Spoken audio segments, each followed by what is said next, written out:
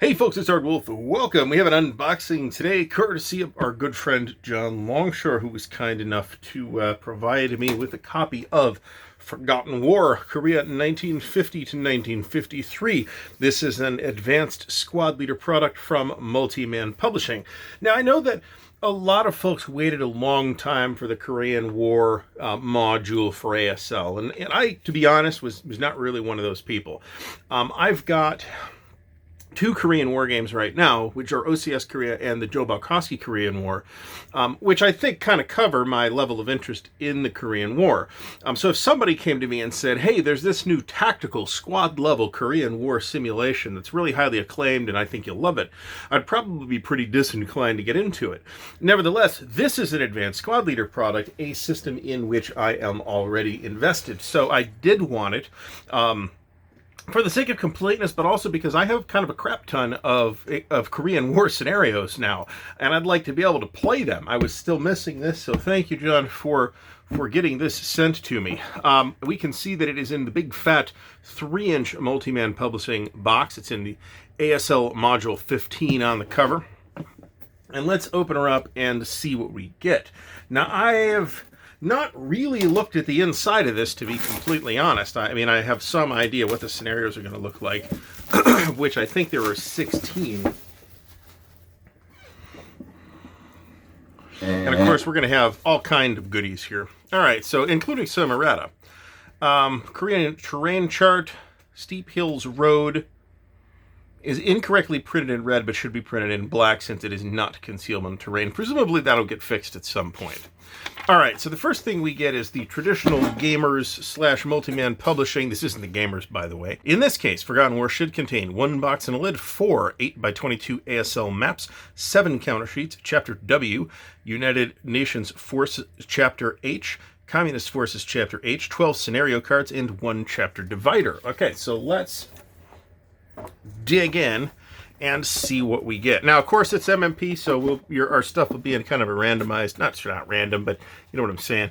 It won't be in, all the counter sheets together type of order. So here is our Chapter W rules section and a blank page at the end. We'll put that in the bottom of the box.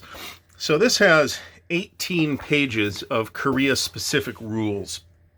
And I think that there are Korea-specific terrain types, but I might be wrong about that. The terrain notes here say all woods are light woods, all grain and rice paddies are paddy fields, all roads are dirt, all bridges are one lane and of stone construction, cellars don't exist, crag is concealment terrain and ambush terrain. Okay, so, and we do have some additional terrain notes here, and I'm not sure that there's anything really new. And I'm probably going to struggle with identifying what the counters are too. So, I mean, Korea is a subject that's pretty amenable to presentation in ASL because the Korean War was in large part fought with stuff that you would see in World War II, right? So let's see what we get here by pulling out the maps and the counter sheets. There's, as you might expect, there's kind of a lot of counters in here and kind of a lot of boards. And I'm being pretty disorganized about it all. So anyway, here's our Chapter H Communist Vehicle Notes. And again, with a blank page at the back, which we'll discard at some point. We have, well, I can't figure this out. It looks like it's about 10 pages of communist vehicles. We could see we have the old standard T-3485 here, Su-76. I'd expect to see a lot of that in this vehicle mix. We also have Chapter H UN vehicle notes. Okay, and this is visibly thicker. This is 216 to 191. So this is this is about 25 pages right here.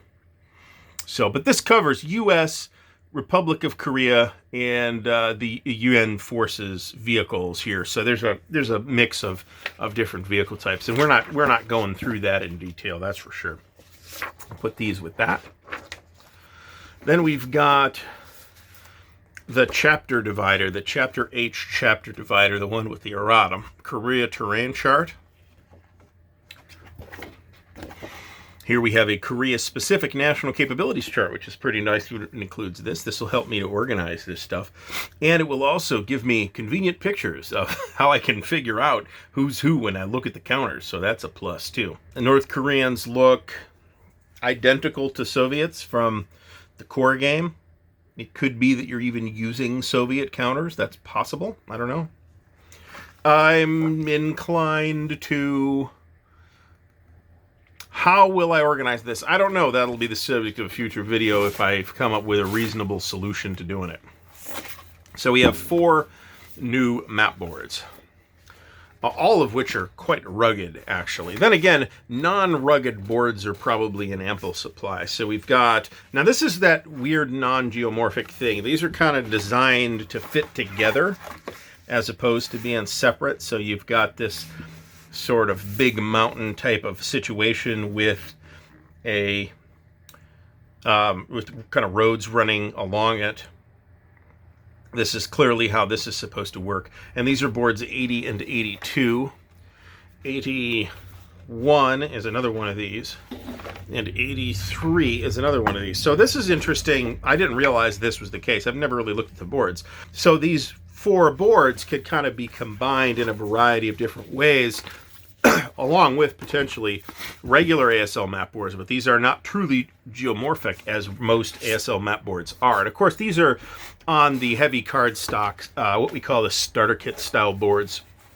Let's take a look at the counters next. And you can definitely see there's quite a bit of counters. I see 7 counter sheets. All right, so green borders, blue interiors are the UN forces. So those represent a variety of different kinds of things. Green borders with a tan interior represent Republic of Korea forces. And then, of course, the light green is just Americans. So here we have another sheet of Americans and South Koreans. Here we have a whole sheet of South Koreans. And just looking at there, I see no elites, but there's first, second line conscripts. Looks like we've got Marines here. Are those Marines? They appear to have a Marine symbol on them. Yeah, those are Korean Marines. That's interesting. I don't know enough about the Korean War at the tactical level to really say much about that. Here's our support weapons. And these guys are with the tan interior and the brown exterior are communist Chinese. We have another entire sheet of communist Chinese. Clearly, they're going to get the whole thing. And that's interesting. Here's some, we have some new poses on these counters. I don't know what these are. And some parentheses on the factors as well. I am not sure what that stuff is.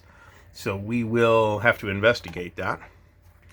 Here are some actual Americans, some Commonwealth. Here is our North Korean officers. And here's North Korean vehicles, Commonwealth vehicles, more American stuff. So my initial impression, I think, turns out to be correct, that you just use Russian counters, Russian World War II counters with the as the North Koreans. So let's take a quick look at the scenarios. And we're going to start here. Scenario organizing is another thing that I got to get to. All right, so most of these scenarios are probably 50 and 51, 1950, 1951. So here we have, and I'm going to absolutely choke on pronouncing the Korean names. Hard Rock, which is June 1950, South versus North Koreans. Human Bullets, North versus South Koreans. This is June 1950. Here's page 2 of that scenario. Here's Super Bazooka. This is July 1950 with Americans versus North Koreans. Hey, That Ain't a Rock, which is Americans versus North Koreans. And we see here's page 2 of that. Bullets for Breakfast. Good, looks like a lot of good-sized scenarios here, actually, which is Americans and North Koreans in August of 1950. The Grist Mill, August of 1950, Americans versus North Koreans. A line too thinly held, August 1950, Americans versus North Koreans. This is where we stand, November 1950, Americans versus Communist Chinese, and rather a lot of Communist Chinese at that. Task Force Faith Breakout, Communist Chinese versus Americans. This is in December 1950, page 2 of that. First Bayonet Charge, 1951, January 1951. OUNC, those are these United Nations forces. Looks like some French units in this case, versus North Koreans. Next, It's So Easy, February 1951, Communist Chinese versus Americans. Soul Saving.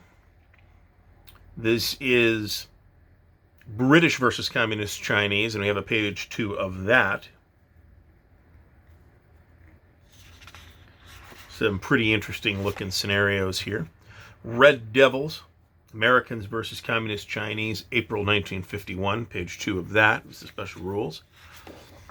Centurions Reverse, April 1951, British versus Communist Chinese. That gets a page 2. Gloucester Hill, British versus Communist Chinese.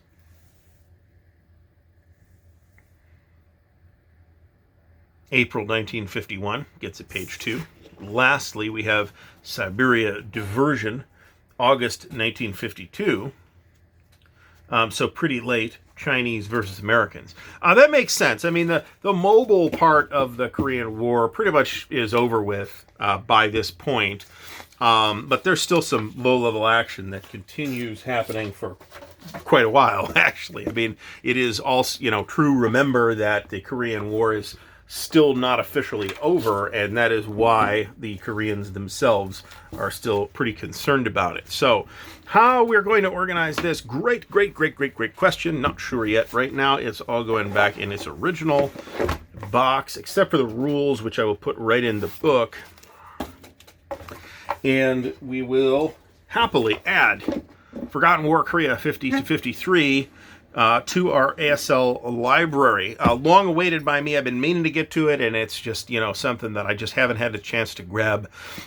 Thanks, John, for sending me this. I really do appreciate it. Hopefully you, the viewer, have gotten something out of this video. If so, please do give it a thumbs up. Please do subscribe to the channel. And if you'd like to help support Ardwulf's Lair, please do check out the links in the video description to the Patreon, the merch store, and the Ko-Fi.